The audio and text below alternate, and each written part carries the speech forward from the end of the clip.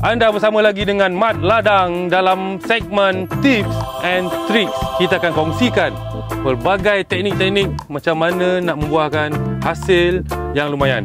Bersama saya, Pak Mio. Daripada mana muncul Pak Mio ni? Memang ladang dekat ladang je lah. Saya nak tanyalah Pak Mio, apa yang Pak Mio boleh kongsikan dengan kita orang? Dari segi pemangkasan, kita buang dia bila pokok berusia 50 hari. Dan daun-daun yang di bawah Y pertama, yang ni yang kita buang ni. Y, korang tak tahu kan? Y kan? Y kan? Ni Y dia. Tengok. Ni Y kan, huruf Y ni. Dia tak macam huruf M. Dia huruf Y.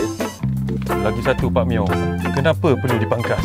Pemangkasan adalah untuk pokok yang berusia 52 hari.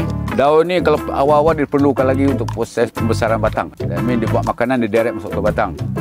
That mean, that mean. Pak Mio guna perkataan that mean. That mean, you know.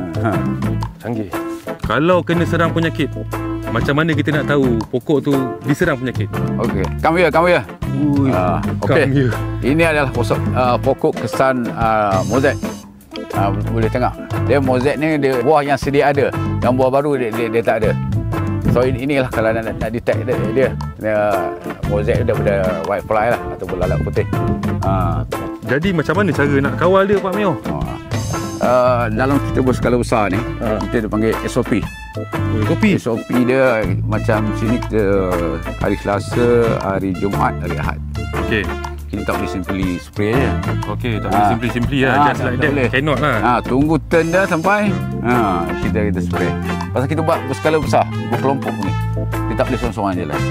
Okey, terima kasih Pak Mio atas perkongsian yang Pak Mio bagi ni. InsyaAllah. Saya rasa agak manfaat lah untuk semua. Untuk semua kan. Jadi kita ambil gambar dulu lah macam salam dapat tender.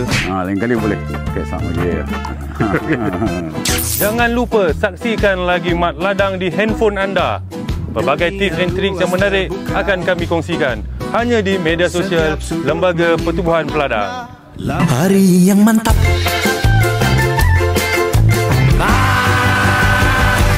Aduh sedap.